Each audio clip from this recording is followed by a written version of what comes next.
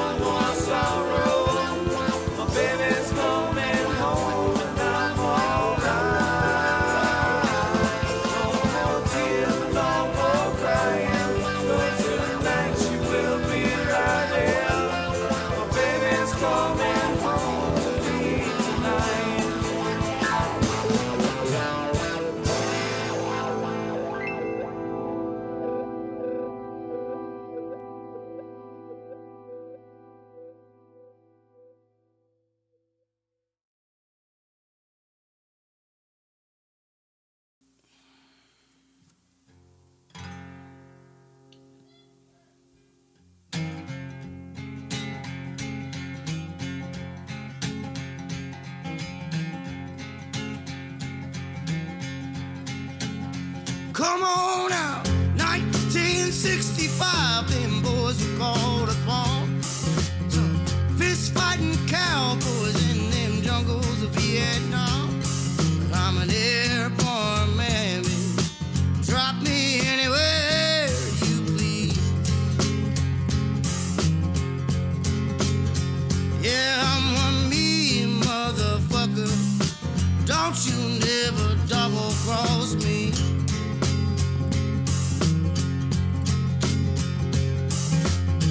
19 years old, doing the bidding for Uncle Sam. Desert boots strapped on my feet, machine gun in my head. I'm an airborne man, baby. Drop me anywhere you please. Y'all, I'm one mean motherfucker. Don't you never double cross me. Yeah, come on now.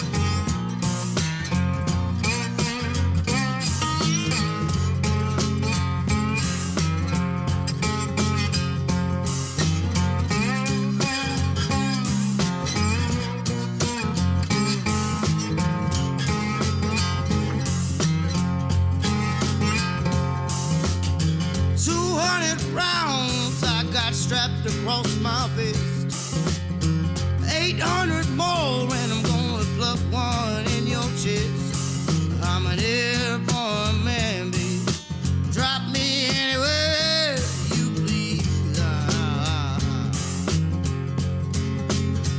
Y'all, I'm one mean motherfucker. Don't you never double cross me. Oh, oh, oh, oh.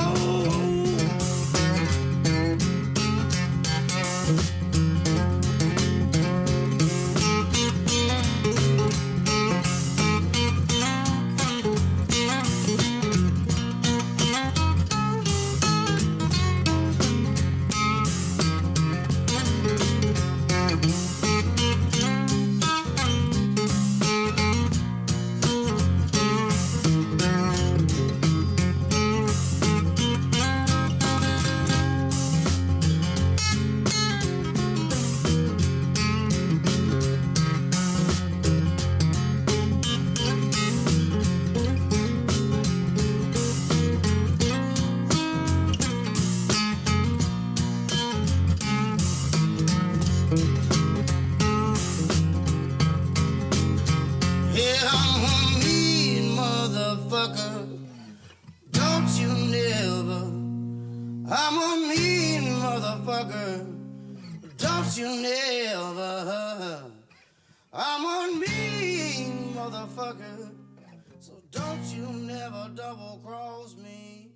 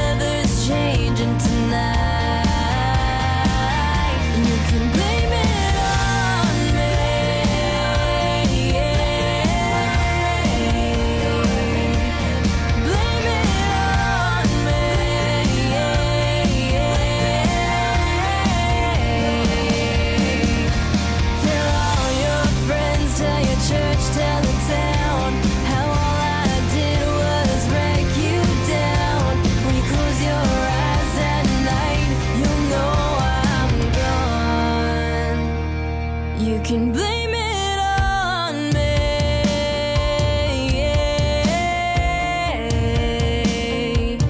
Blame it on me.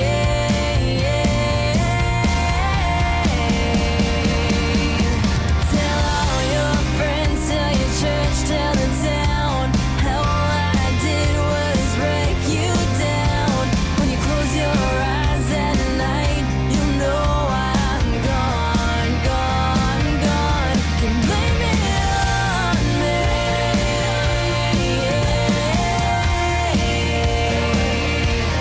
Blame it on me.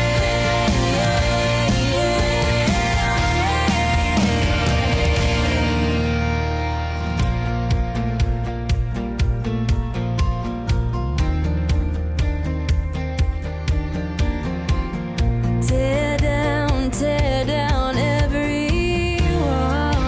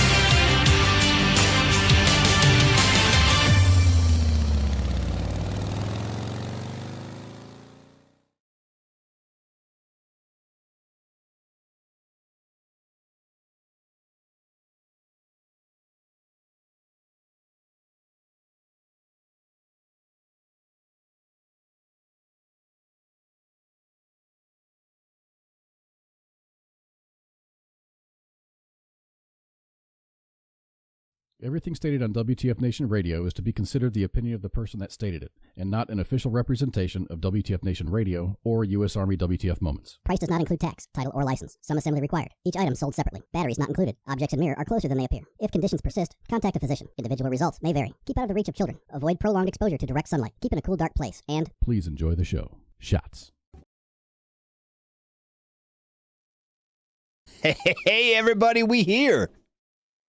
I have a special guest co-host because TZ said she's like out saving the world and stuff, and she said no, I can't make it tonight. So I have the one illustrious Spanky joining us. Hey y'all, that's me. I know. What day is this? I'm confused. Right? Yeah, we're doing a wife swap. Ice and I. Oh, I know. Yep. So TZ will be on with him tomorrow, I believe. That's the plan. Yes, if she's done with her mission. Yes. But you get to hang out in the smoke pit. You've never been in the smoke pit before, have you? In this smoke pit, in our smoke pit. I have not. I quit smoking years ago, and look at me. I picked it up just for y'all tonight. Just for one night only. Maybe you'll come back. Who knows? Maybe you'll just have so much fun. It depends on how you treat me. I'll treat you pretty good. And you know what? I think we'll probably have a little earlier tonight because I've had a long day. And you've had a pretty long day, and I think we should just, I'm not saying not have a show, but we'll not do a 3-hour session tonight. Oh, yeah, I mean, not on my first time. No, you'll get carbon monoxide poisoning. I mean, yeah, like, you know, I've already got a little bit of that nicotine rush or whatever it is you get like the first time you smoke a cigarette. Mm-hmm. I'm already feeling a little woozy. But I mean, I can do this. I can do this. I hope so. With these kids. With these kids. We got to keep up. We got to keep up with them kids. Oh, they're all vaping anyway. Oh yeah. That's it smells like strawberry clouds in here. I love it. Yeah, the smoke pit smells a lot better than the last time I've been around a smoke pit. It does. Yeah, you don't leave. You can like hang your jacket in the office and not smell it for 2 hours. Oh my God. And so, I got the weed job, and everyone there vapes but me. And I'm not sure what's in their little penny pens. I mean, are you not sure, really? Or are they just not sharing with what they have in there? I'm not entirely sure. I'm not entirely sure. Or is that why they hired you? That actually, it kind of is. It kind of is. And my buddy that works there, every time he like walks by, and because he had his rounds with with mental health and everything, and the meds the VA gave him just were not helping him at all. They weren't. They were making it worse. Completely understand. Yep. And so he started self-medicating before it was legal here. And it really, because he lived with me at that time, actually. He just moved out here and he was living with me, and because he was my roommate in Iraq. We go way back. And, he had some real issues, and, he was drinking a lot and he was having a lot of problems, and then he kind of started smoking and he got way better. Every aspect of his life got better from it. And so I know here it's technically only medical yet. And you have to get a card. Yep. I think she knows better than everybody. Yeah. Yeah. Mm-hmm. Yep. She's great about that. But, it's pretty broad. What they just want to make money. So your buddy that works there. No, but yeah. So your buddy that works there, he just works there, or is this his company? He's like one of the supervisors at this part of it. The company's big. This is a big company. Oh, okay, gotcha. But yeah, he kind of runs the facility here, and he just walks around. He's like, and they're like, "Hey, did you do X?" Oh man, I forgot. Fucking stoners. Like the whole place is just. I can kind of imagine there's a little bit of micromanaging needed in a place full of stoners. Well, it's like from the top down, right? So like we had and I think I might tell the story, but I'll tell it again. So we had we had the HR meeting, and it was like a Zoom meeting because, like I said, they're all over the country. Right. Your first day indoctrination meeting, whatever. And they start out with 2 introductions. Where are you from? What's your name? And what's your favorite strain? And how do you enjoy your medicine or whatever? And I'm like, I don't, and I didn't know what to say. Right. So I was like, I pulled the old, like, I love your weed. I'll smoke your weed all day. If you're buying it, I'll smoke it. Kind of, you know what I mean? Kind of playing it off. And they were like, oh, and they all laugh. And like, they left me alone about it after that. But yeah, I don't. And I have no problems with people who do. I've never have. Like I said, it's whatever. I'm real, laissez-faire on it. You do you on it. I just don't. If I want to go to sleep, if I go smoke weed, I'll go to sleep. But do you have, this is a hotbed question, and it's not here. If you get your weed card, you have to give up your gun rights. Not here. And I don't know anywhere that they actually make you do that, but I don't know if it pings you somewhere. I do know that if you, even with your card, you cannot work for the VA if you pop hot on the test. Well, yeah, because it's still illegal federally. Yep, that's still a federal job. Like it's like still if you have CDLs, you can't. Yep. That's just. Mm-hmm. And I have you have to pass a drug test. Yep. And I have my CDL, and I have yep. Yeah. But I wonder how that, because it's technically a prescription, right? Right. So I wonder, like, and I don't even know how MEPS is anymore. What was it, fucking 30 years ago when I went through MEPS? Like, if you like ever smoked weed, ever, like thought about it, they're like, no. You know what I mean? That was in 98 when I went through, 97 when I went through. So, I know that the attitudes have changed. I think actually someone was saying, is it the Navy maybe? I don't know. I don't want to be misquoted, but one of them is like, doesn't even ask about it anymore, about marijuana anyway. But I don't know. I mean, a lot of places it's just like if you are an unlawful user or addicted to any controlled substance, it's like that's under the Federal Gun Control Act. So Yep. yes, it just depends on how they want to interpret that law. Yep. So like do with that what you will. Like Hmm. state laws uh, are under federal laws. Yep. Like learn federalism if you don't want to like don't get a medical card. Right. If you want I mean Right. pick your battle until it's legal federally and it's not that's what it is. It's Right. still illegal Right. federally. And Patrick said it's one of the few jobs we have to fail the initial drug test to actually pass. Right. Yeah. I mean, I get it. And Yeah. and I there's mean, also kind a of. difference in what gun rate. Like does not like are you trying to get a concealed carry license? Are you doing this? Are you just buying a shotgun or a handgun? There's all different kinds of Right. federal gun laws or are they state gun laws? And Yep. like I mean we can and I'm sure there are 50 different rules Yep. and we have 50 different states. So Yeah. As far as I know I mean here, and like I said, I don't partake. I don't have my right, card. I've never really had to deal with it, but from what I understand, you don't here. Now right. that doesn't mean, I don't know. He said in Massachusetts you do. I'm not gonna. I don't know. I do. I'd be lying Right. if I said. I do know that everyone at my work does. I can tell you that, which is Right. great. Which is and good for them. And like I said, like my buddy, who's there, like it saved him. I really believe that weed saved his life, 100%. Yeah. If it wouldn't have been, if he wouldn't have found some sort of medication that worked for him, he wouldn't be here. Like a lot of us, honestly, Oh, yes, you I know. completely agree. So, and I think it's an effective tool. I also don't believe, like, you know, some people are like, they're like how old people are with bacon grease.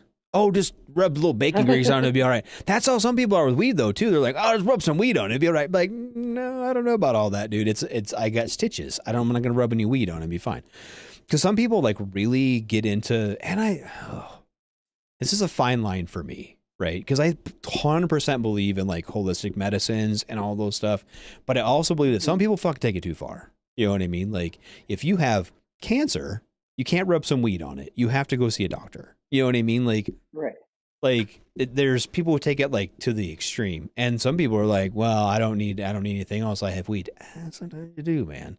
But Well, yeah, but oh, go ahead. no, go ahead. Yeah, hit it. Well, no, speaking of that, but again, you guys know that was why I was gone for so long, that my dad passed Mhm. and he had cancer. So it wasn't like he was foregoing chemotherapy or anything else, but it was like, I'll be the first to say it. I'm the one who's like, Dad, you need some uh weed Yep. too. And once he started, like, it was like, I think the term would be microdosing because it was very, very little. Like, there were these like mint-sized edibles Mm. that were like 1 milligram each, and he would take like two of those a day. But that was what settled his stomach Yep. and it made him be able to eat a little. Like that's what he started with, just like when he first got diagnosed and like during his first round of chemo. Mhm. Like that's what helped him more, and he was able to actually, function while he Right. was on chemo. Well, and I know, like, So I know, didn't take the place of all the cancer drugs that were helping him along at right. first, but it definitely helped. Well, I know, like, especially with like the chemo stuff, and you don't like that really affects like their eating and stuff like that, their appetite, and you need Yes, to be able to do that. You need to yes, eat to heal. You know what I mean? Like, yes, mhm. exactly. And I do think Yeah, for things like headaches, blood pressure, I know a lot of right, people who marijuana has helped with their blood pressure, you know, and I don't know if it's just right. to calm them down or to whatever, but and migraines, like and Oh yeah, seizures, like there's a lot of stuff that it helps with, and I 100% agree with that. But I remember I was doing something and I was complaining. It was my my in-laws like anniversary, but like their 50th anniversary, like a big to do or whatever. And one of their friends, and she's like a big deal. She's been on the cover of like High Times and shit, right? She's actually a big deal when it comes to weed. And she was at this party thing, and we're all hanging out, and she's like, and I said something like, oh, yeah, I don't remember. I think I like stubbed my toe or hit my shin on the coffee table or something. And I was like, oh, she's like, a little marijuana if you did like, I'm like, no, I'll be fine. Like, it's okay. Like, it's like the new coconut oil. Just rub some coconut oil on it. You'll be fine. Maybe a little avocado oil if it's too bad. Just right. like move up in the oils, some essential oils. There you go. Oh. No, but I mean, like I said, it does help with a lot of things. Yep. I get that. I mean, even at my day job, it's like nobody does testing. There's no random test. Right. You don't have to get a test to get a job unless you are one of the workers that has a CDL. Yep.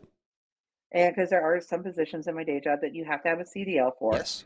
They are subject to random tests. And if you get in an accident, you are getting tested. Period. Yeah. Like if you get in an accident, you are getting tested. And I mean, I completely agree with that.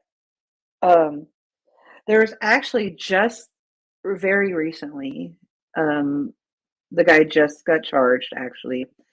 He was driving a big cement truck. I see them all the time because there's always 1,000,001 construction going on down along 35 here in Texas. I mean, everybody does know I live in Texas. This guy was driving a big cement truck, crossed the yellow line, swerved, and the school bus that he almost hit, didn't hit the bus, had to swerve out of the way. The school bus was coming back from a field trip with a bunch of 5-year-olds on it. Oh. The bus flipped because he was avoiding the swerving cement truck. And unfortunately, so the bus flipped. A guy that was behind the bus rear-ended the bus. One of the kids and the guy that was driving the car behind the bus were killed in this accident. So the driver of the cement truck was high. Yep. And came up hot, admitted to getting high that morning as well.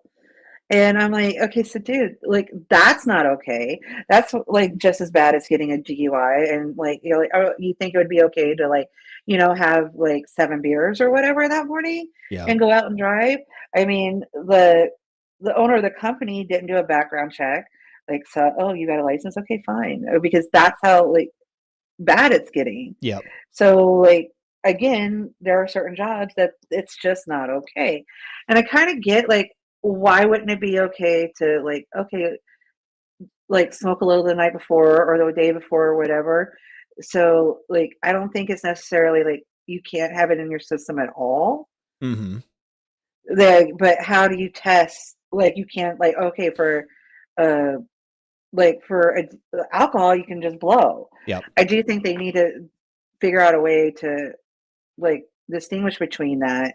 Like how long is not long enough? Like, I don't think it's okay, I smoked pot 20 days ago. That shouldn't be like a complete disqualifier. You know what I mean? Well, and I think that they need to figure that out. And I think that is part of the reluctance of like, especially some states and places to go full legal, right? Because you can't. It's not like alcohol where you just blow into a machine and it says, "Oh, you are drunk right now. Your blood alcohol content is this." So it's really hard. But I mean, and I don't know. They've got like the field sobriety test where you touch your nose, whatever, and stand on one leg and dance a jig. But that like half that stuff I can't do sober. Like I can't dance around on. You know what I mean? So how is that kind of a?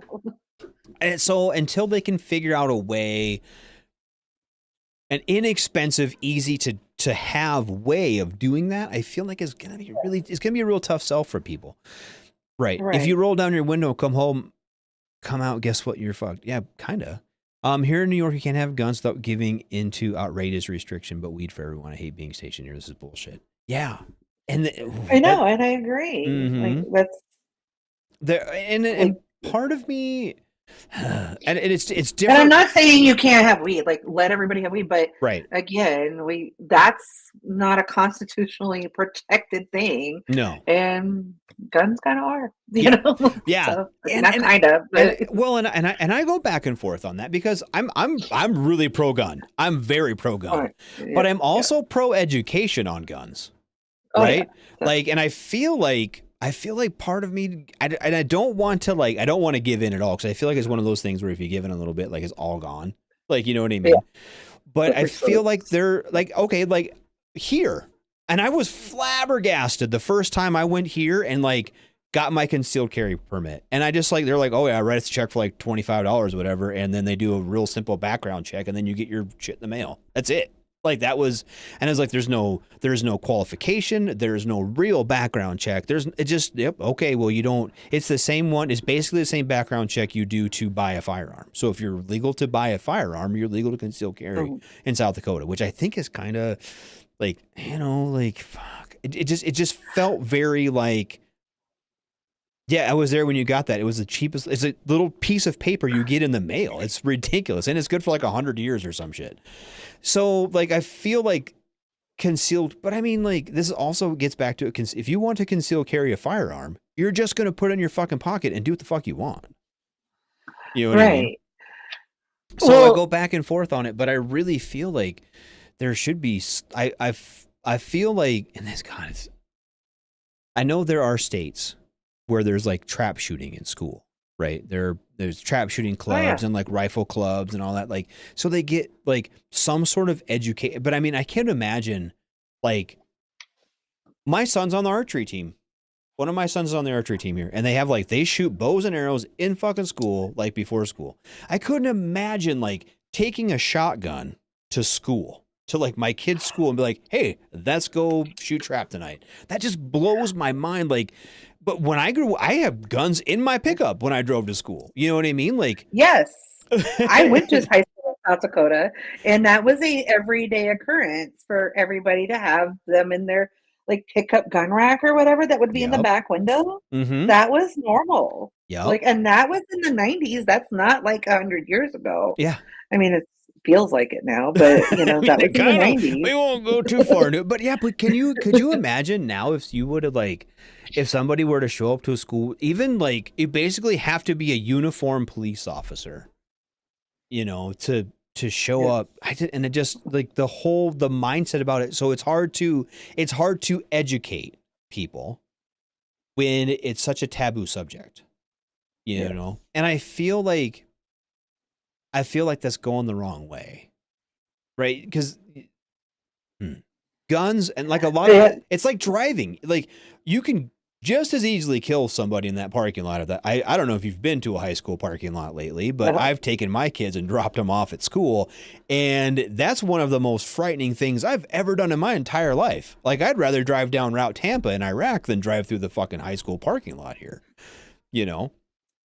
Yeah, trust me when I say I live like, you can like walk out my front door and look to the left and you can see a high school. Mm-hmm. Like it is not that far. Right. And when the girl was still in high school before she like graduated, trust me when I say I would not drive her to school. I'm like, nope, I will drive you down the street and you're hopping the fence. Yeah. It's not happening. I'm not getting in that parking lot and pick up or drop off time. Nope. Absolutely not. Yeah, fuck that. Not happening. So there is a way, like in my neighborhood, to go to the back of the school, and there's like a back gate. I'm like, I'll meet you there. Like if it's raining or like you're getting wet. So that's another reason why she got a car like the day she was eligible, because I'm not doing this. And she has, I know it is like within walking distance, but she had a lot of stuff, you know, being a band kid and all the things. So yeah. Yep. So she really couldn't walk, and she's too close to get a bus.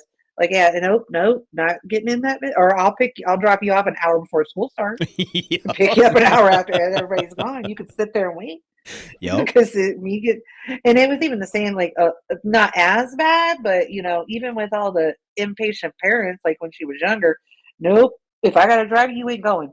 Right. Yep. You're just. Oh, guess you're sick today. Like, yeah. But I do feel so bad for like kids nowadays, because I mean they can't have that discussion. It just can't have it. It just can't be a thing because people freak. And all it takes is one person to freak out, and then the whole thing shut down. And so it's almost like, I feel like it's almost like dare or like sex ed. Like you gotta have it, and you've got to find a way to like approach it with some, like, I don't know, some sort of like attention, but like with care. And I feel like if we could figure out a way to do that, have some sort of like gun program, but like dare, which Right. I found out you can buy like dare shirts on Amazon, and I really want to going back to that. I want to buy like a dare shirt and wear it to my weed job. I think that'd be hilarious. There you go. But I think that would be, and I need to hear about it when you do this. I will. I do. I've got a GoPro. I'll videotape it. I mean, it might take them all a minute to figure out like what it is that you're wearing, but I still want to know how this works out. Yeah, but like, I completely get what you're saying, because kids, all right, one thing, this is what I learned from my daughter too, like, and this is a big thing around here in this local area. Mhm. Every senior year is just kind of like a senior year game these kids play. It's called Assassins. Okay. And I think it's all fun and games. Right. Until you get the wrong administrators that think, oh my God, these kids are playing Assassins. So, like, the seniors all draw, I guess, a name out of a hat or however they do it. Not really out of a hat, it's all electronic, but like some randomizer, any of the kids that want to play. And that's their target. So, your goal is to take out your target. And, you have like water guns or whatever, and they have all these rules, like hours that you can do it. And that's your goal, is you have to, like, if you were my target, you can only do it during school hours or, like, I don't know, 8 a.m. to 8 p.m., whatever hours. They come up with all these rules. Right. And, like, you can't do it, like, in class. It has to be, like, in the hallways or in, like, the fields, or it could be at their house, or, you have to take out your target. And, like, the last senior standing wins. All right. So I think it's freaking great. I remember my kids doing it. I let Scarlett, or my daughter, borrow my car so she could like sneak up on her target, not in her own car. I was gonna say, do they know? Do they know who like their assassin is? Or no, whatever? they don't know who their assassin is. That's like part of the game. Okay. So you don't know who's coming for you. So, but if they would have like, I guess, like if they just saw the girl coming up near them, like that would have been suspicious. Like, why is this car pulling up to my house? Right. So and they would have known that was her in that car, because it's decorated. Like the kids, they decorate the cars. And Oh yeah. So so she's blown up in like my mom mobile. No clue who that car belongs to. Right. No high school parking sticker on it. Nothing like that. And able to take out her target with the water gun. So now that senior's out of the game. So get that. So that's what they played. So again, like now the wrong administrator got like, oh, you might hear some language that's like they're talking about, taking out their targets and using guns. If this game is played on campus, blah, blah, blah, blah, blah. Yeah. So they're kind of taking the fun out of it. But again, if we are talking about these things with our kids, we're not going to freak out if we hear a kid talking about playing a game called Assassin. Right. So stop making this entire subject completely taboo and to where our kids can't even talk about it. Yep. And you've made it, and they've went so far the other way that they can't. Yeah. God, it just. But how do you fix it? I mean, because it just takes the one parent or the one administrator or the one person to just fuck it up. But you can't be like. Well, it used to be like, don't be such a fucking pussy about it. We're just playing this game.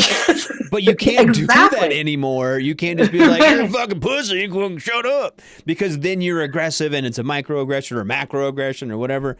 Right. Well, I know. Wow. Dick said his kid got escorted and suspended for bringing a spent piece of brass to school in the 7th grade. You know what? I remember I had like my Boy Scout pocket knife in my backpack in like it was middle school, 7th, 8th grade. And they just like took it and then gave it to my dad. And they're like, hey, tell him not to bring his pocket knife to school anymore. I'm like, oh, sorry about it. You know what I mean? We had like a Boy Scout camp out or some shit like that weekend. And I used my backpack because I was poor and only had one backpack. And so, yeah, whatever. Yeah, the girl in her senior year of high school, which was no longer I got called because she has on her keychain, she has a mace and a taser. Yep. And they finally like noticed that she has had this on her keychain for 2 years. Like, I'm like, Did they say words about it? huh? They took it, they confiscated it, and they called me and said that I can pick it up. They won't give it back to her, and she can't bring it back because they asked her, like, why do you have this? I'm like, she's like, protection. Yeah, because I'm clean.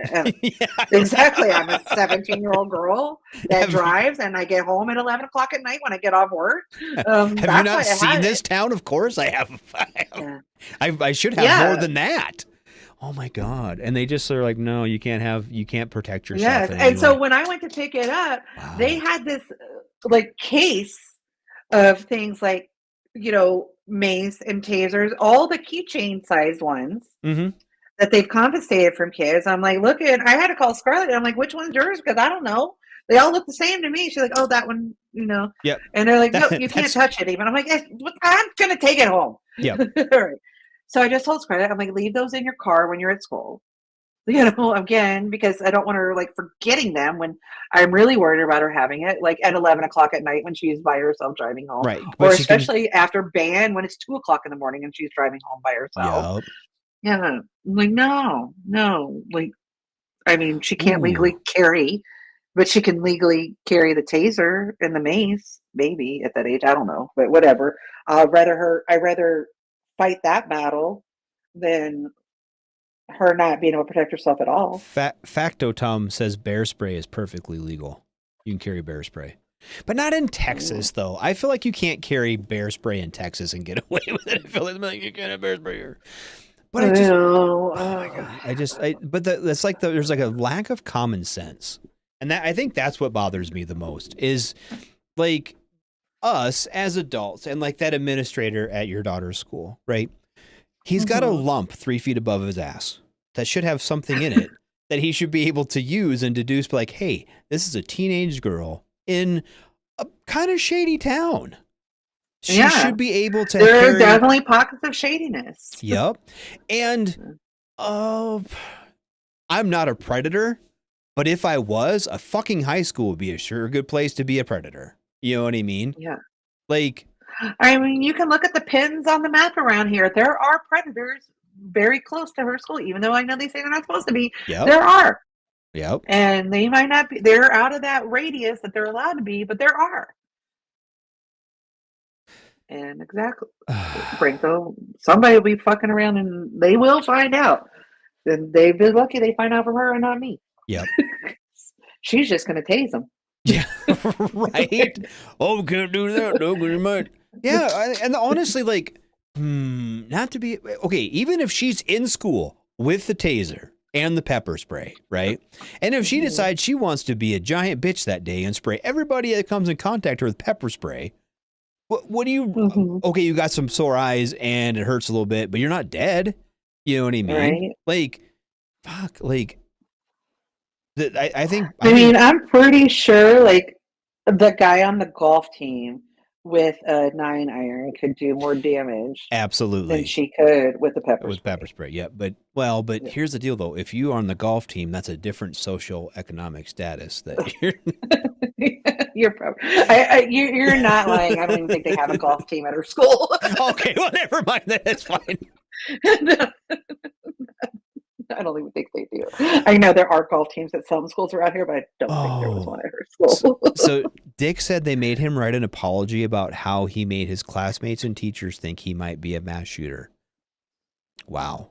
Because he took a piece of glass to school. That's crazy. And now he has a lot of Second Amendment t-shirts. What did you learn? What did you learn? I learned. You should really write those teachers now. It's funny because I do have some of my high school teachers on my Facebook. Facto Tom said that gives a whole new meaning to the word wedge. Oh, there we're lucky, Dick. So, Dick, Rich Shipley in the comments is a good buddy of mine, right? He was one of my buddies in the Marine Corps, and I've known him for we're going on 20 years, Dick, more now, and he's a pretty pro Second Amendment guy. He is lived in Texas for a long time, now lives in Iowa, and he was lucky. He works out of town, and Dick's like, "They were lucky I was out of town." Yeah, I believe it, dude, because he is. You will not find Dick without a 45 on him somewhere. That's just the way he is. So yeah, dude, but that's just different times though. I think it is a different time. Like I don't know. I'm sure I took fucking targets and brass to school when I like as a little kid. Be like, oh, I went target for show and tell. You know what I mean? Like we all did. That was just kind of a thing. Like it's just a whole.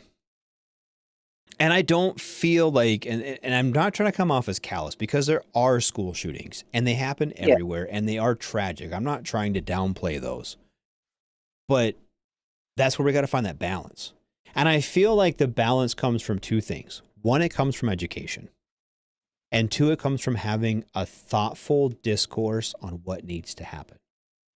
Right.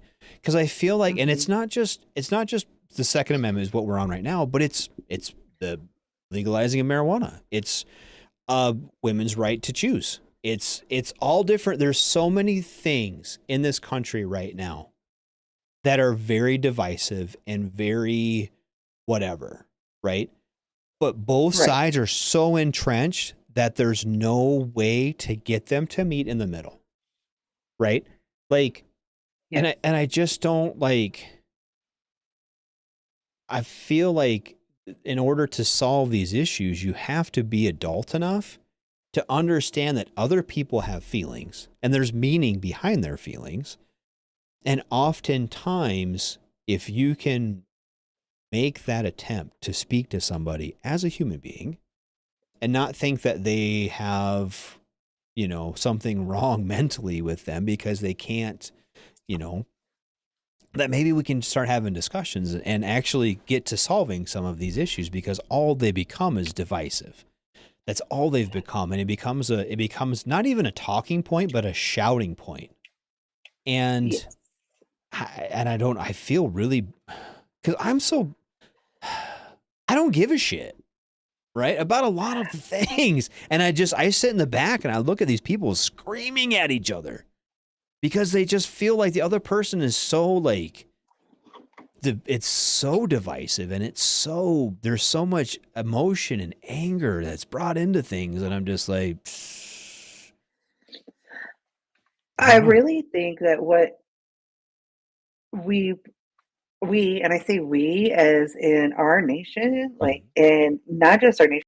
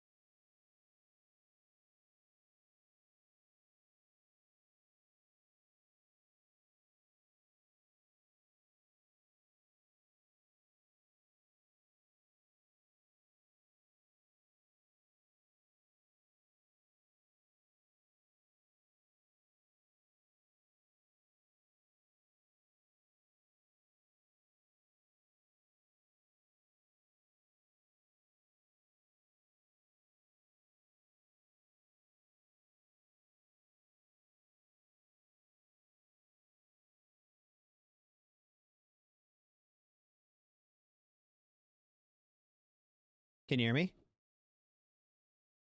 Is that working? Can the people on the screen? It says we're broadcasting. It says Yay! That was really weird. Yes. Oh my god. Yep. We got zucked or something. No, my Go XLR just like locked up. I had to like reset it. That was so weird. It just like it turned a different color and it wouldn't work. Like I was pushing the buttons and nothing happened. That was fucking I was crazy. like, did I push a button? I don't have a button to push. I mean, I have a space button. No, Like was... we're gonna go to space. There we go. Command space. Yep. Yeah. It was the Patterson. aliens. It was the aliens. Yep. Jinxies. There we go. Oh, but now I hope is the sound levels good? Because I had to like reset everything. It looks like it's fine. It looks like we're fine. Look at us doing stuff on the fly. Wow, that was crazy. That thing has never done that. It just like it turned blue and then it just didn't work. So they had the sound racist. Yep, that's what it was. Blue. Freaking Smurfs. It was Smurf. Mercury. Probably. That's probably what happened. You know, it's because the eclipse is coming for me. Yes. Right. Speaking of that, so the eclipse is coming to you, right? It's gonna be. It is literally coming right to me. I'm gonna have like 4 minutes and like 25 seconds, which is like one of the longest times of it. Yeah. Like I am. Well, I'm not going to work that day for one. I took this day off like at the beginning of the year. Yep. I'm like, absolutely not, because this is the problem. I don't think there's going to be a problem with the eclipse or anything. This is what I know, because yes, for one, there might be storms and clouds and this and that or whatever. It might not see nothing except for, it'll get dark for 4 minutes. Mm-hmm. But I'm not worried about that. That'll suck that I don't get to see like the magnificence of an eclipse again, because I have seen one when I was younger. Right. But what this town and all these other little towns that are in this path in Central Texas are not prepared for is the huge influx of people that are coming here. They say they're prepared. They've been making plans for it, and they've declared states of emergency so they can use all this extra money to have extra first responders and all of this and that or whatever. Mm-hmm. They still are not prepared. Obviously, you know this, I have lived in South Dakota. I know what Sturgis looks like every year. Yep. Sturgis knows what Sturgis looks like every year. They plan for this every year. They know what supply chains, the things that happen. Yep. These people do not. At all, do they? No. Like if you go a little further out, like Austin and Round Rock, that are used to like big gatherings, like for South by Southwest and stuff, they might be a little more prepared, but they're not in that path of totality. Like they're just outside of it. Mm-hmm. So yes, they're still going to get a huge influx of people, but they're not staying there. They're landing there, and they're coming into these small towns. Right. Yeah, they're gonna get a hotel in Austin, but they're gonna come out to BFE. Yeah. Yeah. Yes. So, but all the hotels that are available in these small towns have been booked for a year or so. Mm-hmm. Like Killeen, Lampasas, Burnett, all of those towns out there. I know. And then the other downside, this is what I know is going to happen. I know. People will trickle in. They're not all going to get here like on the day of the eclipse or the morning of the eclipse. On the morning of the eclipse, they will not all like try to get to the same place at the exact same time. Mm-hmm. The eclipse is done. Everybody's going to be leaving at the exact same time. It is going to be a madhouse. What was it in 2016, 17, whenever that last one happened that went the other way? I had friends that went down to South Carolina for said eclipse. And it took them like 12, 13 hours to go a trip that would normally take 4 to get back up. And then I was leaving South Dakota to come back to Texas the day after the eclipse. There was traffic in Wyoming. I'm like, why is there still traffic here? Because again, there's never traffic in Wyoming. Yep. Yes, like in Lusk. Yep. I'm like, why are there people here? I've never seen another car on the road. Again, this was the day after. So I know what's going to happen. And that is why I'm not going to work. And I will watch this from my backyard or I will just see it get dark if I can't see anything. I have bought glasses a year ago. I'm like, I am prepared. I know what's going to happen. They could have put me in charge of this town, and I could have just told them, y'all need extra, like, the stores need to order extra of everything. Think of what do people buy when they come into town? Fresh things. They're not going to come here and buy up all the freaking camping gear. They're going to buy bread and milk, or whatever it is you buy in Airbnb and stuff like that. It's yeah. Yeah. Well, and I was looking at like I remember because what was it? That was 17, right? When they had the one up here. Yeah, I think it was because it was shortly after. Yeah, it was like I think it was a year. It might have been 18, but it was right in that time. And I was working for the county, and honestly, I didn't really give a shit about it. Like I didn't even like have glasses or nothing. Like one of the guys we had a contact truck with a welding hood in it, and we kind of passed it around because I didn't really give a shit. Like I don't really care about it, you know what I mean? Like it's just whatever. Yeah. I'm not gonna stop it. I know it's not like magic. I know it's not like Satan coming. It's just a fucking eclipse. They happen, right? Yeah. And so I don't really. I think it's cool, but yeah, it is. Yeah, exactly. And since that one was right over us, like, oh, okay, I'll look at it. It's here, but I'm not fucking like my wife's boss is like dry. Okay, he for one doesn't have a hotel reservation anywhere. I'll just find one when I get there. He says, "Oh okay." I'm not sure where he's driving, but he's driving far, and he's like, "I'm gonna go see the eclipse." All right, dude, have fun. Like sleeping in your car. I hope he brings a blanket. Yeah. Tell him to sleep in his car. Oh, but yeah, I remember that one. Like, I was kind of like, dating is a strong word for what I was doing with this girl, but she was from Lusk, and she's like, oh my God, there's like so many people here. I'm like, yeah, well, there's normally like 113 people in Lusk or some shit. My wife now, her family has a ranch outside of Lusk, and we're at a funeral, and but we were talking about it, about the eclipse, and because they were like, that's still like big news there. Like, yeah. I remember when all them people came and saw. Yeah, people were like in their field, in their pastures and shit. Mm-hmm. Like, scaring their cows, and the cows like didn't give a shit because people are dumb. No, people like in the country out here, like like I live right outside Fort Cav. Mm-hmm. Like the people that live further out, like Inland Passes, Burnett, Marble Falls, all those areas, like where the people that have land, like the porta potties business is booming. Like that's all they're doing is like renting porta potties and like hand washing stations, and like charging people to camp. Yep. And they are making bank. And I'm like I even I invited, it didn't work out because a friend wound up having like some medical issues, but like I had people that I barely knew asking if they can come stay with me. I'm like, no, the fuck you can't. No. Like this is like better than Boss Babe. Like, you want to join my MLM? I'm like, no, you are not coming to stay. I haven't talked to you in 20 years, and you're gonna just like hop in my DMs asking to come stay with me. Go fuck yourself. No. Oh, you might be crazy. I'm not fucking no. Yeah. Yeah.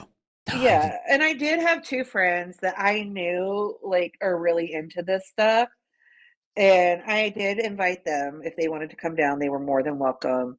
But they had like something was going on, and they were not going to travel. So I'm like, okay, cool. But no, other than that, no. And like any of my close friends or hell, Radar, you want to come down and see the eclipse? You can come see it. No, I might give you my wife's boss. No, I'm just kidding. He's fucking ridiculous. Cause like, and then he like, I said words about like, I don't know. And like Patrick said, seeing full totality is amazing. You get to see it get total dark. Yeah, it is cool. Like I've seen it. I thought it was cool. I think it is neat, but I'm not and like I'm excited to see it. But it's I kind of wouldn't like travel. No, I'm not gonna like get into it. You know what I mean? Like, and I just, there are things in my life that I think are that cool. Yeah, like Dick said, I see it get dark every night. Yeah. But it's just kind of one of those things. Once as a kid. Yep. And it's just kind of like one of those things. Like, it's just, I have a hard time getting that excited over something I don't really care about. Like, it's a neat phenomenon. It's like the Northern Lights, kind of, I guess. Like, I like the Northern Lights. I think they're cool. And if they're here, I'll watch them. Like, I'll go outside of town where it's dark. I don't like try to sit in my yard like where there's like all kinds of lights, but I can't see the Northern Lights. Yeah, no shit, asshole. It's dark out. Or there's light in here, you know, but I can't like get that involved in it. I just never have. And I don't know. Maybe I should. Oh, no. And I am pretty excited to see it again, because it's here. And that's why I'm really excited about it. But I would not be the one to like go drive and travel to do it. No, like I would travel to go 1,000 see the Northern Lights, like in Iceland. That's like on my bucket list. You know, I would love to see it. I would love to see it in like Alaska or something, because you can see them here sometimes. Yeah. Well, I've never had. And Really? I'm sad about that. Yeah. They've been really active the last couple of years too. I think there's a lot more solar activity lately, but yeah. So I'm a little mad about that. I just road tick. Hey, Ross. So yeah, I'm like super excited about that. I am not super excited about the traffic. I know it's going to be a mess. I also live really near the college here's observatory. So I think that's going to cause even more traffic around my little bubble. I'm like, everybody just come see it and then get out. Get the fuck out. Bye. See ya. Yes. Be like, come see it and then go away. Tiberius said his GIS person is going to Ohio just to see the eclipse. Oh, I wonder, like, there is like this big X, like from the one from 2017, 16, 17, whatever it was that we were just talking about. And this one, like, oh God, it's in the Midwest somewhere, like, you know, like where the X is, like where both of them were. Maybe that's where, like, you know, we should go. Yes. Something's happening. That's where the aliens are coming. That is exactly where the aliens are coming. Which is cool. X marks the spot. I'll get some stuff from my work and we'll get stoned and watch the aliens come. Take me, please. I am done with this rock. Yep. They're gonna get here and be like, no, y'all we're looking for intelligent conversations. Stuff from your work. Maybe they don't know what that is, and if we come bearing gifts, they're like, oh yeah, these two are cool. Yeah, we'll take them and their tasty treats. Their tasty treats. Dick said y'all can have this planet. Yo. I'll bring Diet Coke. They'll love it. Bring Diet Coke and weed. They'll be fun. I just couldn't imagine. It'll be a party. Yes, that'd be so fun. Actually, I kind of want to do that now. Aliens, Diet Coke, and weed. And just get stoned and watch the eclipse. Like, okay, isn't this kind of cool? I didn't know it's gonna be like this. Whatever. I'll just sleep. That's all I do. I smoke weed and sleep. I don't do anything fun. I see other people. That's what Diet Coke's for. I see other people like smoke weed and like do stuff. Like, I just like, no, man. I just want to go to bed. This is not like ridiculous. I don't do stuff either. That's why I said that's why I got to bring the Diet Coke. Oh shit! See what I was talking about? You're like, what did we talk about? Like, I don't know. We'll just fucking start talking about shit. See what happens. We'll roll the dice and see where it takes us. I'm let y'all, your listeners in, your smoke pit listeners in. If you tell me that, the subject's getting to weed somehow. Yes. I can't do this I'm not allowed to do this on Thursdays. I'm not allowed to talk about weed on Thursdays. It's sergeant's time. We have a little bit of active duty standards. Yes.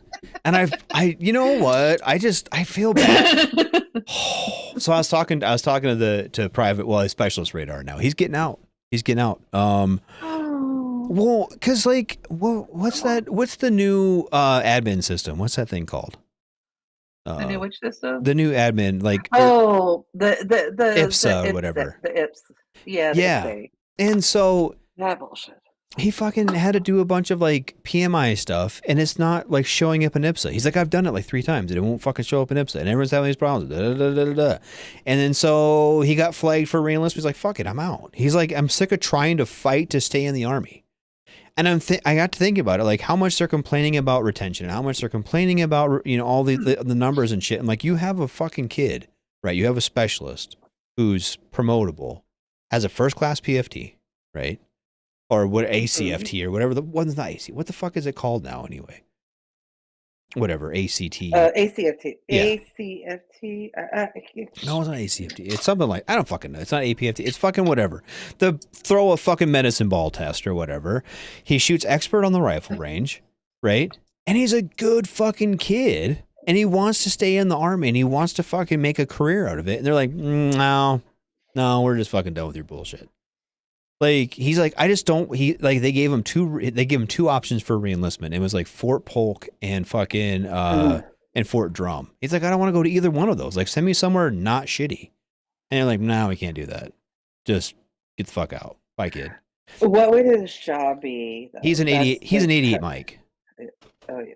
So, I mean, I don't know, depending on what unit. And he got attached to, he's with the 51st CTC over in Germany. I probably shouldn't say that. Probably shouldn't get into that much about it, but I will. I'll call him out. I'll call him out because they're like, he's only got to take, he's going to have like, he's been in 4 years, right? It is 4 years. Mm-hmm. He's going to have 96 days of terminal leave. Like there's absolutely, and he's put in for it. He's put in for it. And they're like, no, you're mission essential. Like fucking dude, like they're like, you got use or lose days. He's like, well, I'm going to take it all as terminal. Fuck you guys. Like, and then you wonder why fucking dude get out. Like, can you imagine that? Like that basically not going to be able to take leave the whole time he's been in. The only time is literally a failure on his command. Yeah, like, there's no way a specialist should have that much leave. The only reason he got to come home was his mom died. That was the only reason he got to come home. His mom died. It just fucking blows my mind. Like, I just there's no reason a specialist should ever have more than, especially in Europe. Like, and he's like, I tried to take leave, and they're like, no, I can't. Like, they didn't even get a fucking 96 for Easter. Because there might be a mission. No, there might not be a mission. Give your guys a 96. Fuck, dude. No, that's a failure of leadership. It absolutely is. And I was reading some comments, and I love this idea. If a soldier, and this is something I plan to talk about talking about on Sergeant's Time tomorrow. I want this, like, and I literally I'm going to write in conversations and tell them like they need to like make this happen. If a soldier uses leave, it needs to come out of that unit's training budget. I'm not going to say the commander needs to pay for it personally because that's unrealistic, but it should come out of that unit's training budget. Yep. And that is going to affect their leaders, OERs and NCOERs. If they lost, it needs to be bullets. Like when they said a long time ago, like, you know, they were all trying to crack down on Sharp and this, that, or whatever, and making them put in this BS. This NCO supports the Sharp program type bullets in NCOERs and stuff. All right. That's a bullshit bullet. Nobody fucking cares. It's just put in there. Unless you have like done something wrong, then you put in the bullet that kills your career that you fucked up. And all right. So now I think that if you have a soldier in your command that has lost leave, that needs to be mandatory that it goes on your NCOR and OER. Yep, absolutely. And then it will start getting taken seriously. Right. If you have a specialist that has 90 fucking days of leave, that is a problem. Mm-hmm. There should be no reason that a soldier with 4 years in the Army has 90 days of leave built up. Yep. Soldiers get 30 days a year. That is not a privilege. That is an entitlement. Right. Soldiers are entitled to take leave. Right. And I'm not even saying that sometimes the command shouldn't be able to say, no, You are mission essential. Yeah. We're going to NTC. Sorry, all hands on deck. Fucking suck it up. Like, I understand that. Like, I completely understand there being blackout periods of leave, whatever term you want to use. You know what I mean? But when it comes to fucking things like holiday block leave, let them fucking take leave. Yeah.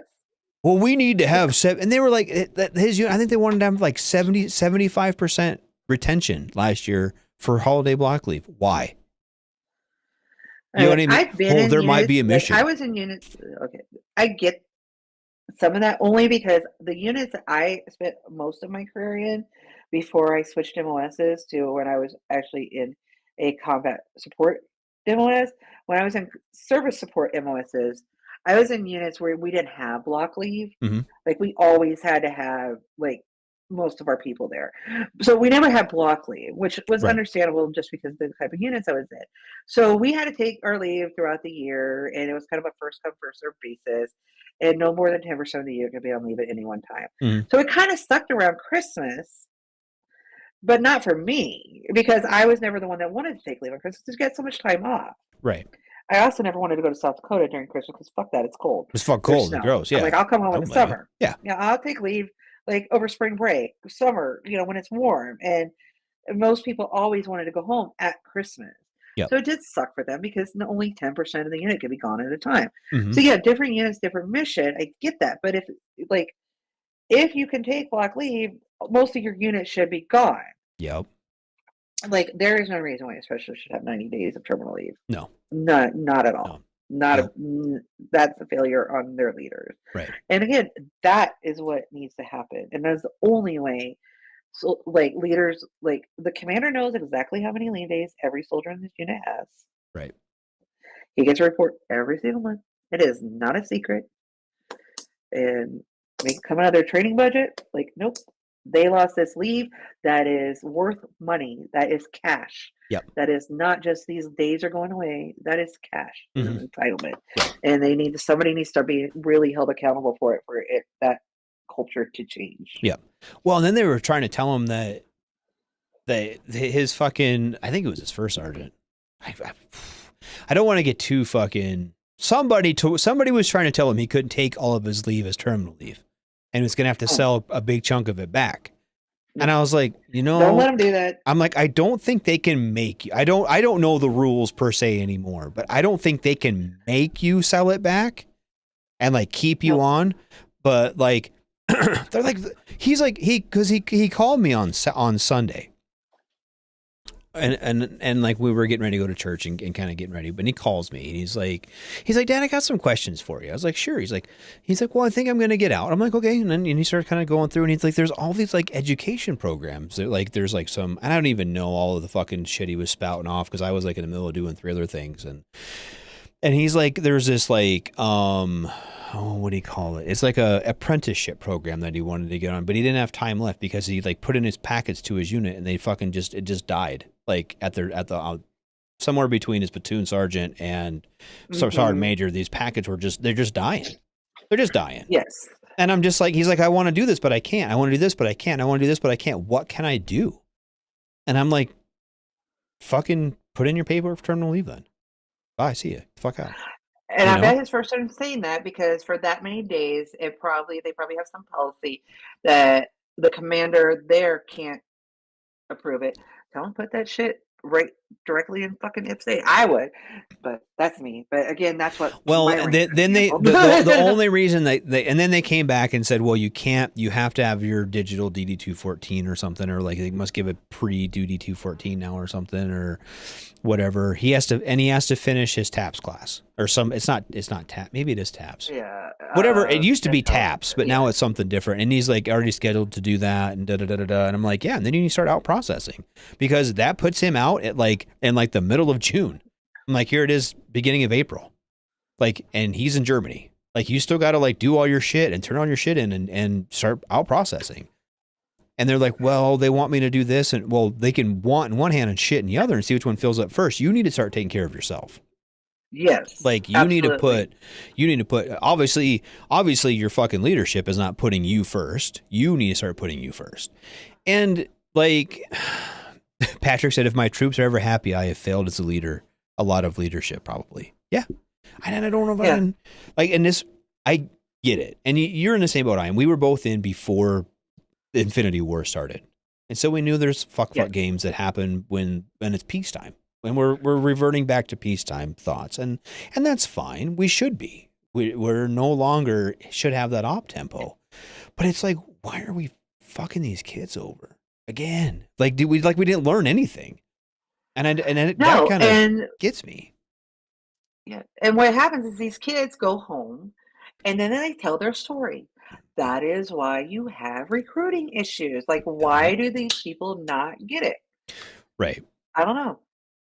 He's going to go tell his story. What happens? Yep. And then kids like, I don't want to fucking do that. Yeah, that sounds They dumb hear as shit. him go home and like, this is what happened. Oh yeah, it was all fine until this, and then this, and then this. And the kid that hears that tells his friend, and tells his friend, and tells his friend.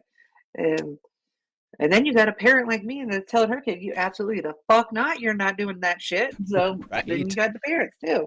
Right. That lived through Infinity War. Like, yeah, no, you will go to college. Well, you will do that. and like, and I'm not saying that every parent's doing that, but there's just all these things, and that's why. I think I think retention.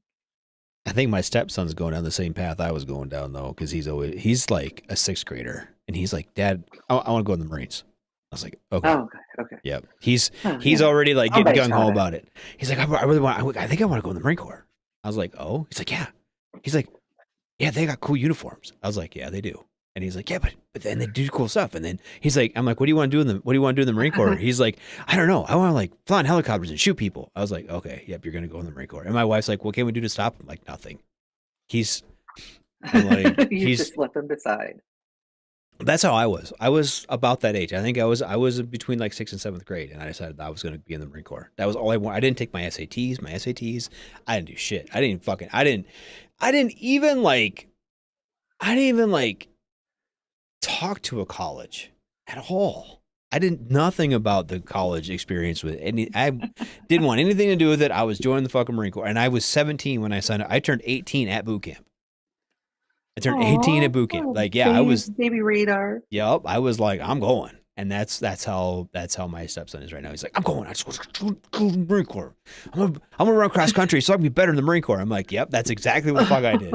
He's on it. Yeah, Dick said my oldest wants to go in the Marine infantry, but he's scared of his shadow half the time. I'm like, yep.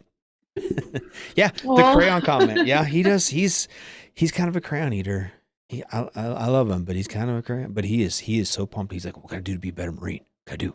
I'm like, show him the dragon commercial. Oh, he'll just go. He'll just leave right now. He'll be fucking.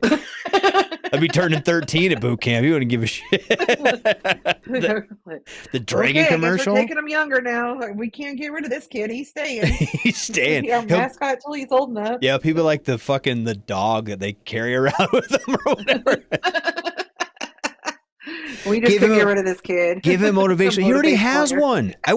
We won't let him. He wants a high and tight. My kid wants a high and tight. I'm like, no, you just have a normal ass haircut. Like, oh my God. And then I have a kid. I can't even get to cut his hair. He's just like running around. He looks like my fucking my terrier mix. That's what he looks like. They match. They're both blonde and curly and just everywhere. I'm like, oh. At least I can get the dog's hair. It's a good argument for nature versus nurture. Like, like it is. Nature has got to be something to do with it. Join the Marine Corps or something. It's got to be some nature thing in there somewhere. He's got you had to have a drop of like Marine Corps blood that went straight into the kid's head. Right? like something's in his DNA that he's going to be like.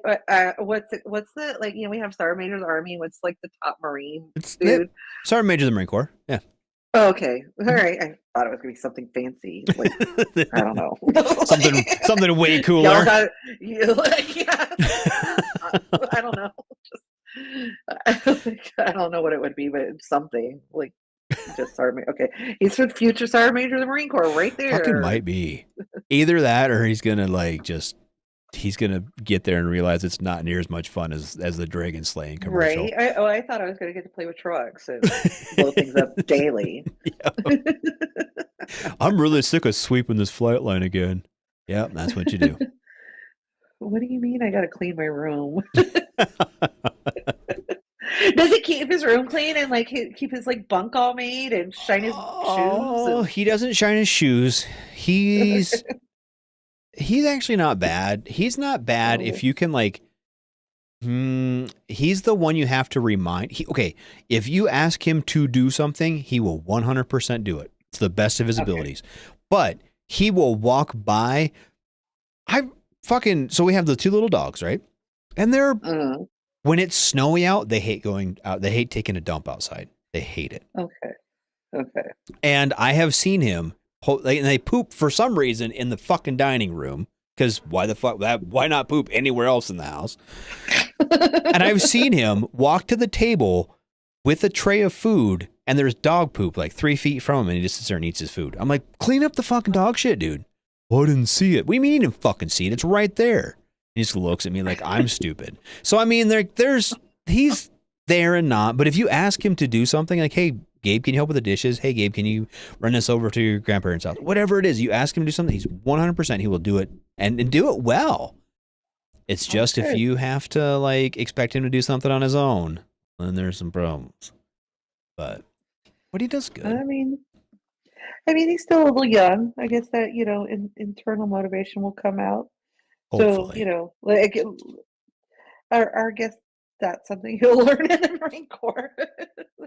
I mean, you don't need to have it at first, right? They're going to tell you what to do at the beginning, right? Yeah. Be here, do this. Yeah, the Marine Corps is great about that. You think the Army's easy? The Marine Corps is the easiest. They will tell you exactly what to do and when to be there and da-da-da-da-da-da. Tie your shoes. Yeah, like they this. do. They not like that. Yep, you have to lace your boots the right way, and they fucking beat the shit out of you. I was joking. No, they do. I guess they do. You have to bridge the bottom, and then it's left over right all the way up. That's how Marines do the boots. Okay. Doesn't Polk have airborne? There's no airborne units at Fort Polk, is there? I don't think there is. Is there airborne? Wait, hold on. Let me look. Is there even a Fort Polk anymore? Or they got a new name? They might have got a new name. No, Polk. God, I'd be lying if I told you either way. They did. It's Fort Johnson. I knew they did. It's Fort Johnson now. Is it Fort Johnson? Because wasn't Polk a president? It is. No.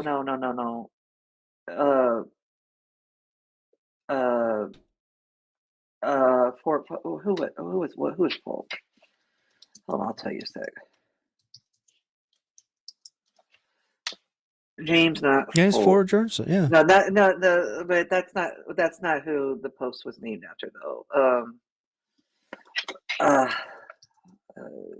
Okay. I'm going to tell you. Huh. That was Fort Polk was named after Leonidas Polk. Oh, not the president. Yes, I knew Polk. Yeah, Polk was a president. That was but that James was not who Polk, it was I think. named after. Yeah. Oh, okay. So he was named after a Confederate. Okay. Dude, the Polk that was from the Center of Military History, the Fort Polk Museum type, or now Fort Johnson, but it was Leonidas Polk. That was his name. He was a dude from Louisiana that was a Confederate Army dude. And he died at a battle in Atlanta. Yeah, there you go, in 1864. So that was who Fort Polk was named after. That is now Fort Johnson.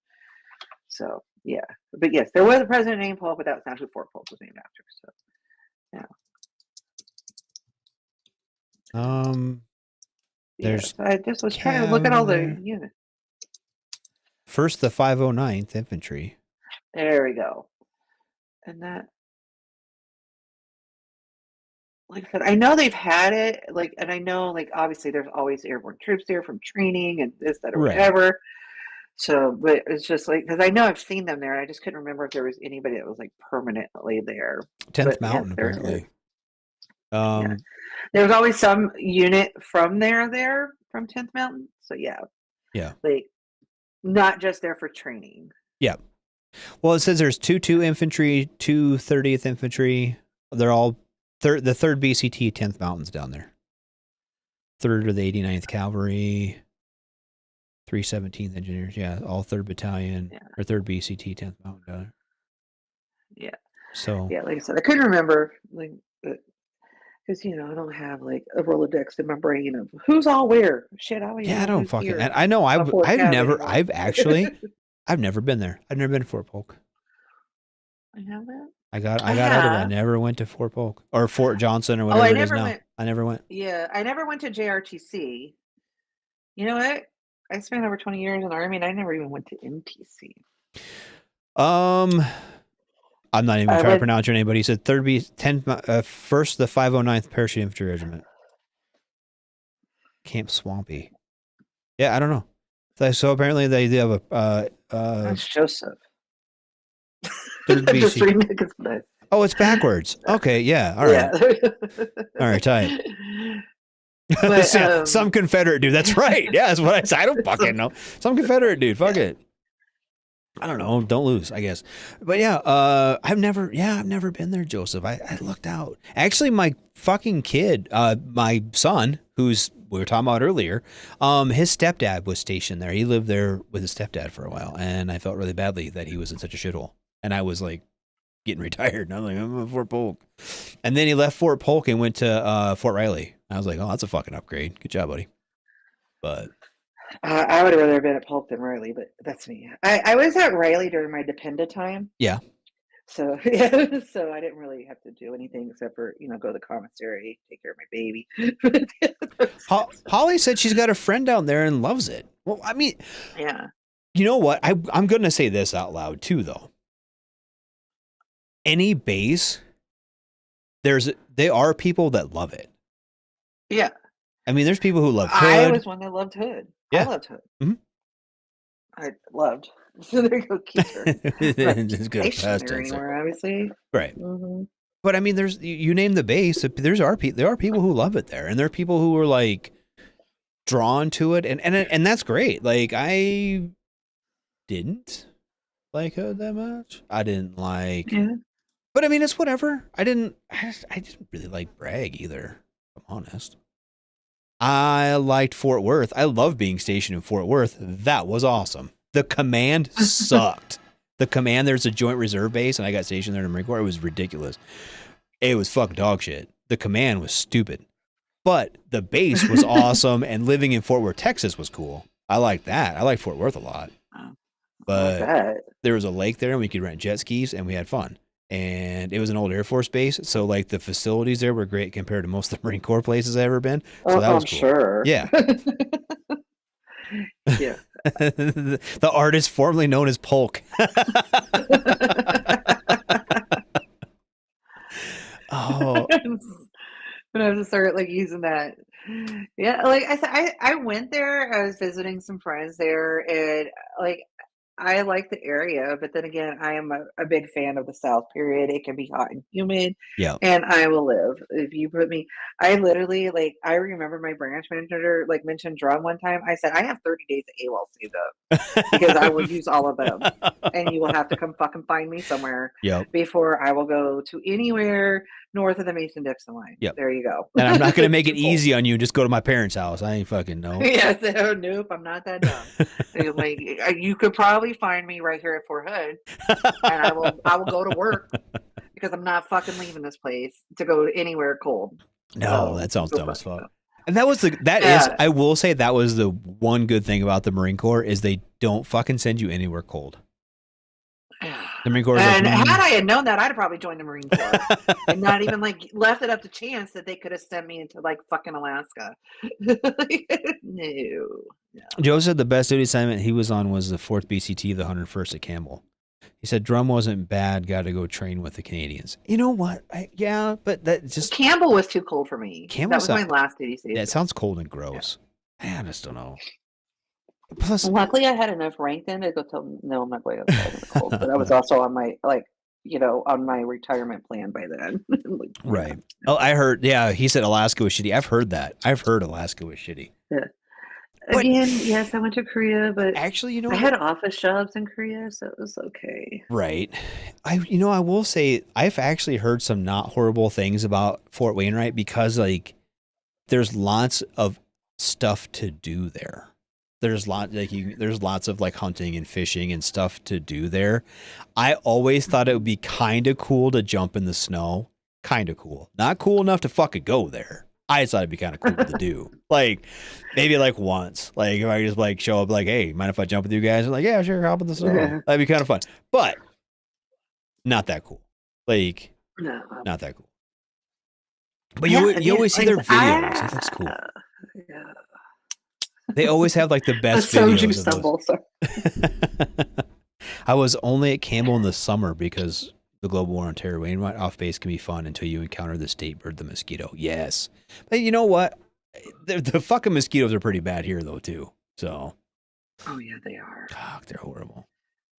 But you know what? But there are I pros and cons to everywhere though. And there are people who love every base. There are people who can't stand some of the bases. I look back at some of that stuff and I'm like, man, I couldn't take my family there. And I was part of it. Yeah, that's the other thing. You gotta like always like take family into consideration unless you're those first couple duty stations when you're young and single. Then you're just like, okay, wherever, let's go. Like Korea was my first duty station, and I almost died the first winter. Mm. But the thing is, it's like my units, like when I was in Korea, I had office jobs. Right. Like my first duty station was Korea, and I worked in a signaling unit, and I did shift work. So I did PT on my own. So there was none of that, formation business. Very rarely did I had to go for PT tests. I was also a lifeguard for the summer, but like I was legit spoiled my first duty station. I didn't know how to army Right. after that. I'm like, I was in a bikini for the summer, and then the winter I really didn't know. Like I got to Fort Hood after that. I'm like, what do you mean I don't get to work at the pool this summer? Well, this is why the summer sounds good. Yes, I was in first sig, but I was down in 169 in Daegu at the time. Yes. I was a shift worker down in Daegu, since you're asking, Ross. That was a million years ago. Right. Before Infinity War. And that's the key to that, before the Infinity War. But and I had so much. I look at all those places and like I think of all the fun that I had, and like I was really looking forward to the boy going to Germany. Single, fucking not a care in the world, just go. Have fun in Europe. Do all the fun shit. And then he's like, well, first they got hit with COVID, which was whatever. That was not anyone's fault. And then, then Ukraine all happened and they've been busy with that. But I feel like there's no reason that he should not have been able to, like, I don't know, take local leave. You know what I mean? Like go see a little bit of Germany while you're fucking there. Like, hop a train. Sucks. Yeah. And I you should have been able to. Oh, I'd have been so mad. Right. And he didn't get to do that. That sucks for him. Yeah. I'm like, did you get to go to like France or anything? No. Did you get to go to, he's like, he's been to Poland. Like, that's cool. Like, I mean, yeah, at least you got to see one thing. Right. Yeah. Just back and forth in a hat hauling fucking tanks to Ukraine or whatever. I mean, but that's what, like, imagine the different narrative of him coming home, even if he got out after 4 years and comes home and says, oh yeah, like once a month I got a 4-day pass and got to go to Germany and I got to go to France and I got to go to Belgium and I got to see this and I got to do that. Imagine the narrative change. Like, oh, that sounds awesome. Yep. I want to join the army and go to Germany and get to do all these things. Like, even if it's 1 weekend a month, like 40 pass, like, I mean, yeah, you would have to, I guess, earn these by not fucking up or whatever. Again, imagine that different narrative. Him coming home and telling all of his friends that. Yep. Instead of him coming home saying, I didn't get to do shit. I was screwed over. I never got to take any leave. Again, totally different story. You're going home to tell all of your peers. And all your peers are telling your younger brothers and siblings that are going to be the ones that are going to join. Yep. Like, like, are people Am I the only one that gets? Are we the only one that gets this? I think we Like, are. I really think we are sometimes because we say this shit. And then people are like, but you know, the mission. And remember that, and this season, I said these words to my son and he'd never heard them. That mission first, people always. Remember that? Remember how that mantra was? Yeah. Mission first, people. That's not even a thing in the fucking army anymore, apparently. At least right, on his and now command. is when you actually have time to do it. Yes. We are not in Infinity War anymore. Right. He's now is at when you Graf. have to- He's at Graf, and I understand their op tempo since the whole thing has started in Ukraine. They've been busy, and I understand that. But give him a chance to take fucking a week of local leave to stay. You know what I mean? If you need to recall him, that's yeah, Ryan. Now it's mission always people when it's convenient. It doesn't even sound like it's when it's convenient.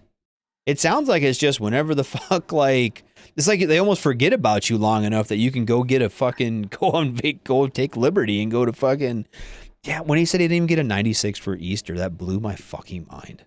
Yeah. I'm like, what are you even doing? No. What are you doing there that's so important? He's like, I don't know, I'm in my room.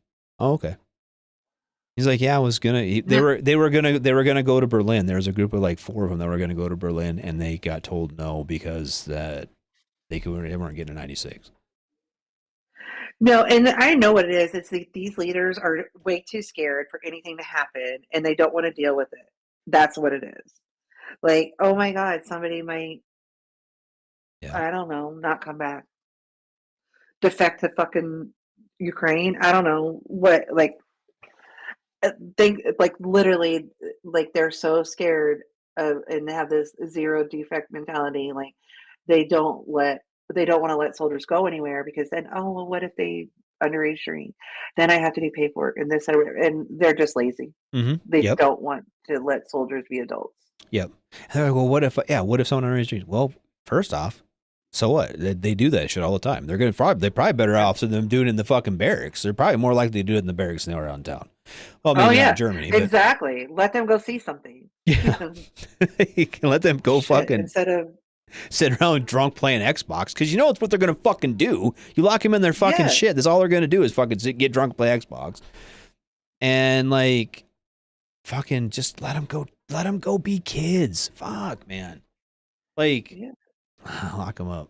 Let them go at home with that better narrative that will make people want to go do what they want to do. Yeah, they're going to be like instead that. of being like, fuck that. I'm not doing that shit. Phil said they're going to be like that SEAL who went AWOL and died in Ukraine. I don't think my kid's going to do that. I don't think he's not going to do that. He's not. I love my son, but he's not going to do that. But you know what he would do? I bet he'd go to fucking Berlin and have fun, or he'd go to fucking France and have fun, or he's like, Dad, I wanted to go to England while I was here. I'm right here. I want to go to England. He wants to go see Stonehenge, and he wants to go to fucking, he wanted to go see a fucking Man United soccer game. That's what he wanted to do. Like let him go. Let him fucking take lead.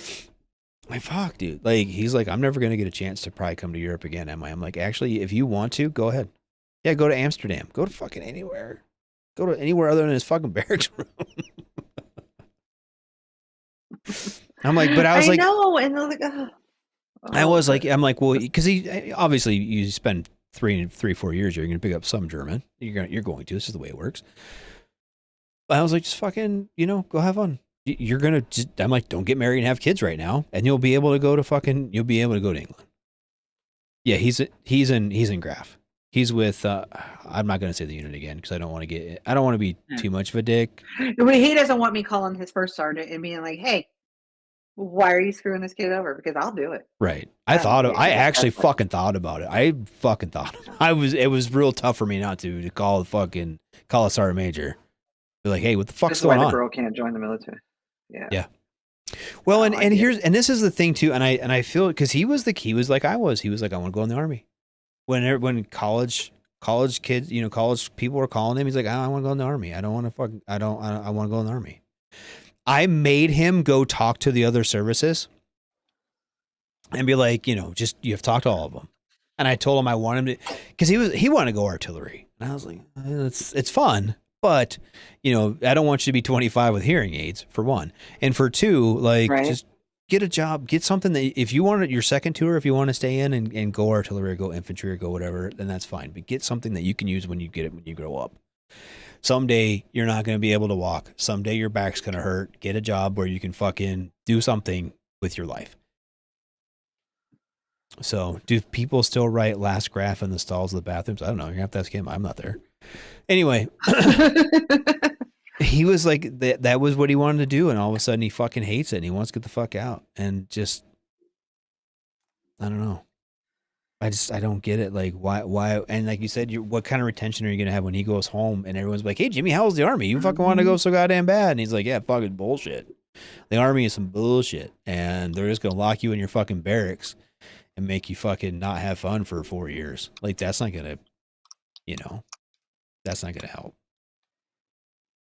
Joe says, well, for rotational units, once fit to fight is complete, then it calms down, let you go all over the place. I used to drag my privates out of their rooms to go see stuff, legit hold them hostage so I had a battle buddy to go see stuff. Yeah. Yep. But if you fucking are stationed there, you get fucked. And I understand that. I do understand the whole point of him being there, and I understand that he has a mission to accomplish.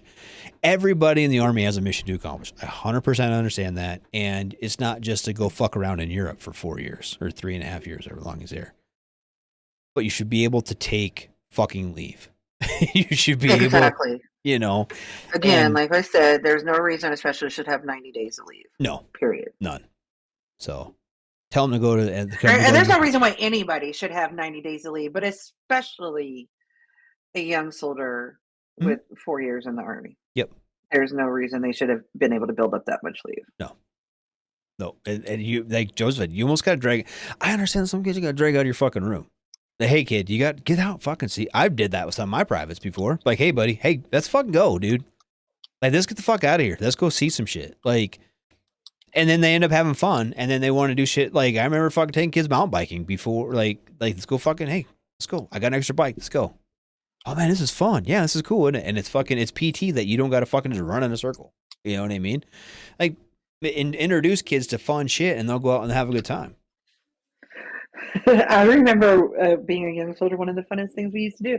Like, there used to be these wild rabbits, like these giant jackrabbit type ones here on Hood when I was a young private. Like, I used to joke him, like, please just go play Chase the Rabbit. None of us are going to be able to catch one of these things. Right. And then one day, my team leader, he's like, fuck it, y'all go chase the rabbits. And we were running around this field, like, trying to catch rabbit. These rabbits like took off, and we were running faster than any of us ever had, and just like doing like little ridiculous things, like let kids have fun, let them like why do you make things so miserable? Right. Maybe that's the reason why I stayed in for 20 years, because they said fuck it, go chase the goddamn rabbits one day. Maybe that's why maybe that was the turning point. Right. You never know what it is. Right. That was it. I got to chase the damn rabbits. And that's why I stayed in for 20 years. Let this kid take leave. Let them go do fun things. I mean, yes, of course, mission should come first, but you cannot tell me that if a specialist is so mission essential that they have not been able to take leave for 3 years, you're the one that fucked up, leader. You are the one. Yep. Not that kid. Yep. Yeah. I kind of wonder. I wonder how many days of leave the first sergeant and sergeant major have saved up. That's a joke for another day, but I don't know. It is. You know what? We went through break. It's 7:30 my time. I had a long day. Let's start cutting this out, huh? All right. Well, let me see. Do y'all got people coming up on this show or something? I don't know. There was in my email. I don't have anybody coming up on my show. It's been. I don't even. Where's my calendar at? Well, I'm kind of looking. I know that Mom's got stuff cooking, but I know she's not done seasoning it all yet. No, it's still in the oven. I'm gonna let her finish cooking all that before I put any of that out. Okay. And let's see, what do I see coming up? I know. Oh gosh, she's got some. Yeah, it does look like that.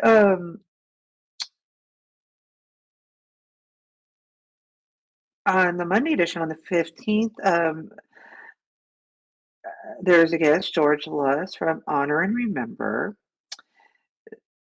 George will be joining ICE to discuss his organization, its honorary member.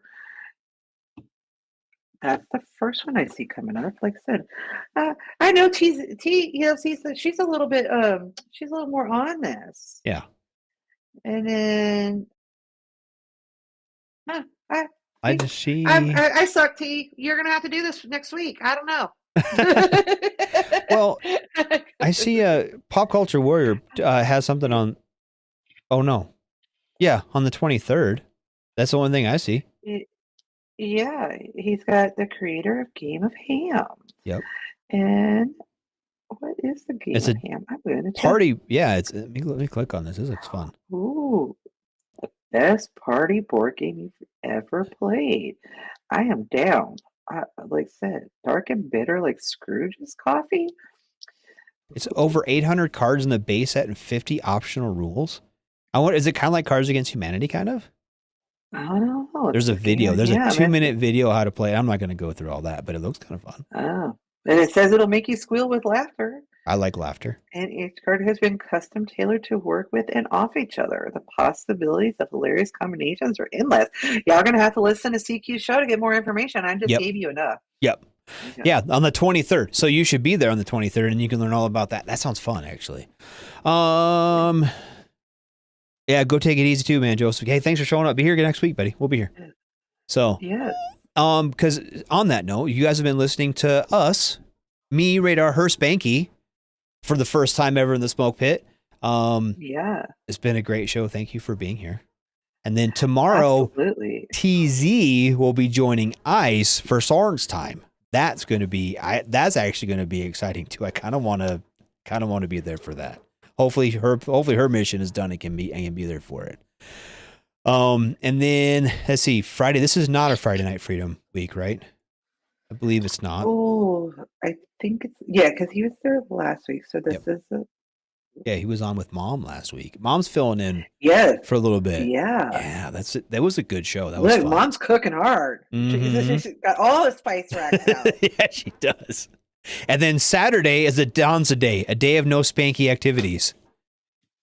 We will all be spending time with our families on Saturday. Please go do the same with yours. And then Sunday is the sports bar. They should be wrapping up some March Madness and doing all kinds of fun stuff. They'll be here. They took Easter off. Sorry. Oh no, they had a pre-recorded on Easter, didn't they? Yes. So they didn't do live because they got to do Easter things with their families too. They got to eat eggs and we had deviled eggs, bunnies, or whatever you do for Easter. We had deviled eggs and ham, and I got really fat. And pie. Oh, and my mother-in-law made these cute little cupcakes with jelly beans in them. They're really good. That's because I'm about my snacks. And then I should have brought them tonight. They were so good. And then Monday is the Monday edition with Ice and Massey. They'll be talking about some fun Monday edition. It's aptly named. It's the edition that happens every Monday. And then Tuesday night's Pop Culture Warrior with CQ. And then back to us. Well, back to me and TZ, maybe Spanky, maybe just me, maybe somebody cool. I don't know. We'll figure it out. Back next Wednesday right here. Same bat time, same bat channel at 8 Eastern, 7 Central, 6 Pacific, or 6 Mountain, 5 Pacific, right here on WTF Nation Radio. So, all right. Well, Spanky, thank you so much for filling in tonight. It was great having you. It's been awesome. Thanks for having me at the Smoke Pit. I will be back to doing Sergeant Timing next week. Yay. But it's been fun. Thanks for having me. Absolutely. Thank you. And you're welcome back anytime. Please don't be a stranger. So thanks, Ross. Thanks for being here. Thanks everybody for in the chats. We're here for you guys and gals, and we will wrap it up. So we'll do some Turnpike Troubadours on the way out. So hell yeah. All right. Thanks, Spanky. You guys have a good night, and we'll talk to you later. Shots. Everything stated on WTF Nation Radio is to be considered the opinion of the person that stated it, and not an official representation of WTF Nation Radio or U.S. Army WTF Moments. Price does not include tax, title, or license. Some assembly required. Each item sold separately. Batteries not included. Objects in mirror are closer than they appear. If conditions persist, contact a physician. Individual results may vary. Keep out of the reach of children. Avoid prolonged exposure to direct sunlight. Keep in a cool, dark place. And please enjoy the show. Shots. Well, I guess I was born with a gun in my hand. We'd walk the big clear cuts in the pine timberland. Well, the army man told me that I could defend the free. Oh, and draw me a paycheck and get a tech school degree. I said, hey now, Sergeant, that sure does sound fine. Well, the sawmill ain't hiring. Tell me, where do I sign? Won't you light a lantern for me? I'll be gone, but not long. Won't you keep a candle burning? Won't you leave the porch light on?